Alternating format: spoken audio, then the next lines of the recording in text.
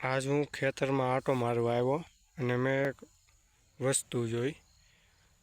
આમ તો ઘણી જગ્યાએ જોતા હોય, પણ આજ મારું ધ્યાન ગયું કે આવું શા માટે થતું હોય છે, આની પાછળનું કારણ શું.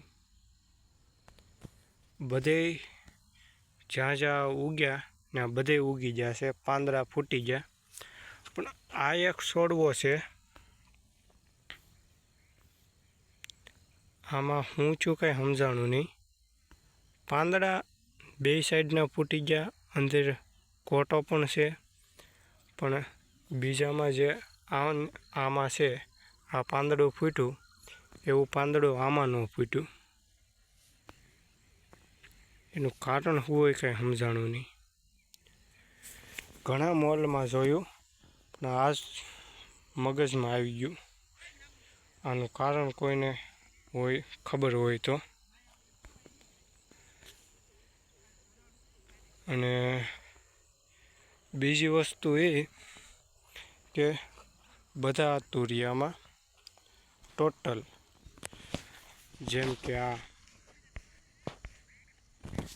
આ પાંદડા જે મોટા મોટા પાંદડા છે, આમાં છે, આમાં પણ છે અને આમાં પણ છે. આ બધા પાંદડા જમીને અડી ગયેલા છે. બધા તુરિયામાં પાંદડા મોટા મોટા પાંદડા જમીને અડી ગયા. હવે એક કારણ ન સમજાણું, નકર મોટા ભાગે બધા બીજા મોલમાં પાંદડા ઉપર રહે, ફૂટતા જાય, વેલો ન હાલે, થોડોક મોટો થઈ જાય ત્યાં સુધી પાંદડા હવામાં ઉપર હોય, જમીને ન અડેલા હોય. અને એક ફરક બતાવું તમને. આ તુરિયાનું પાંદડું,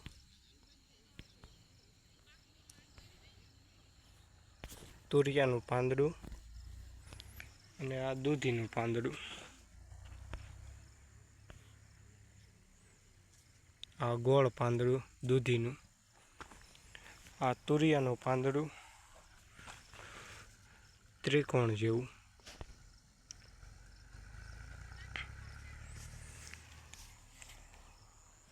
બાકી પહેલા પાંદડા તો બેયના ગોળ જ તે છે, પછીના જે પાંદડા નીકળે ત્યાંથી ફરક બતાય.